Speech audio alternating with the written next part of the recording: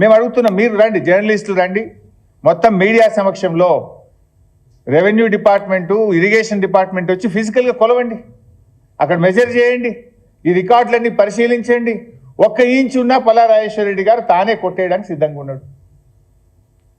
ఆ రోజు చెరువు మత్తడి దుంకేటప్పుడు ఎఫ్టీఎల్ ఎక్కడ దాకుందో చూసి, మత్తడి దుంకేటప్పుడు ఎఫ్టీఎల్ను గుర్తించి దాని నుంచి బఫర్ జోన్ కూడా కొలిచి ఆ రోజు ఎన్ఓసి ఇచ్చిండ్రు. ఇంత స్పష్టంగా ఆధారాలు ఉన్న తర్వాత ఇవాళ పల్లా గారి మీద ఈ రకంగా చేయడం అనేటువంటిది మంచిది కాదు. నేను అధికారులను కూడా కోరుతా ఉన్నా, ఇవాళ ప్రభుత్వాలు ఎవరు శాశ్వతం కాదు, మీరు అత్యుత్సాహంగా బురద జల్లడం చేయకండి.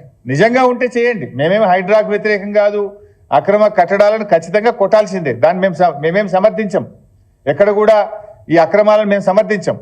కానీ టార్గెటెడ్గా పొలిటికల్గా రాజకీయ ప్రేరితమైనటువంటి దాంట్లో అధికారులు అత్యుత్సాహాన్ని ప్రదర్శించొద్దు. దయచేసి డాక్యుమెంట్స్ అన్ని పరిశీలించండి, న్యాయాన్ని గుర్తించండి, అన్నీ చేసిన తర్వాత నోటీస్ ఇచ్చి పద్ధతిలో చేయండి ఏదైనా చేస్తే. కానీ అధికారం ఉంది కదా అని, వాళ్ళు చెప్పింది కదా అని రాత్రికి రాత్రి చేసి బుల్డోజింగ్ పద్ధతిని చేయకూడదని చెప్పి మేము అధికారులకు కూడా ఈ సందర్భంగా చెప్తా ఉన్నాం. ఎందుకంటే రాజకీయంగా అంటే పల్లా రాజేశ్వర రెడ్డి గారు కొట్లాడతాం, బీఆర్ఎస్ పార్టీ మేము అందరం కొట్లాడతాం.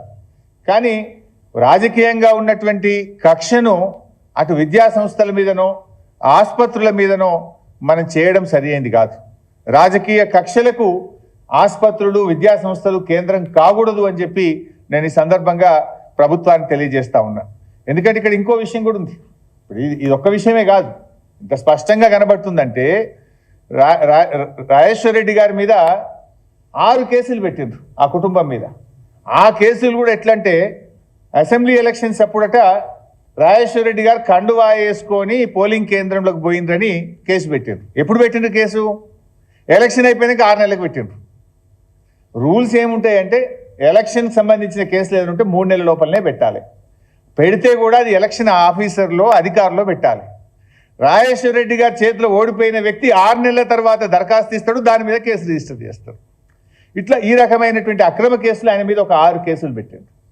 అంతేకాకుండా ఈ రాష్ట్రంలో మరో దుర్మార్గమైనటువంటి విషయం ఏంటంటే కేవలం మా పార్టీ ఎమ్మెల్యేలు పల్లా రాజేశ్వర రెడ్డి గారు, మరి రాజశేఖర్ రెడ్డి గారు, మల్లారెడ్డి గారు, వారి తమ్ముడు, ఈ 4-5 కాలేజీలు తప్ప రాష్ట్రంలోని అన్ని ఇంజనీరింగ్ కాలేజీలకు సీట్లు పెంచిండ్రు.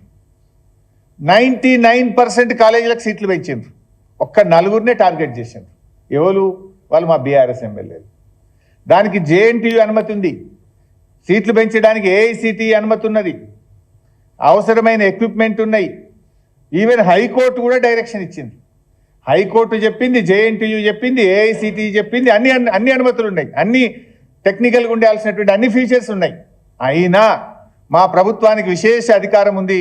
వీళ్ళు 4 టీఆర్ఎస్ వాళ్ళు కనుక వీళ్ళకి ఇయ్యం, కేవలం టీఆర్ఎస్ ఎమ్మెల్యేలు కనుక మిగతా అందరికి ఇచ్చి 99% కాలేజీలకు ఇచ్చి 1% కేవలం మా పల్లా రాజేశ్వర రెడ్డి గారు, మరి రాజశేఖర్ రెడ్డి గారు, మల్లారెడ్డి గారి కాలేజీలను టార్గెట్ చేసి వీళ్ళ కాలేజీలకు మాత్రమే సీట్లు పెంచడానికి అనుమతి ఇవ్వలేదు. పైగా తగ్గించింది, ఇంకా పెంచడం విడిచిపెట్టాడు, తగ్గించింది.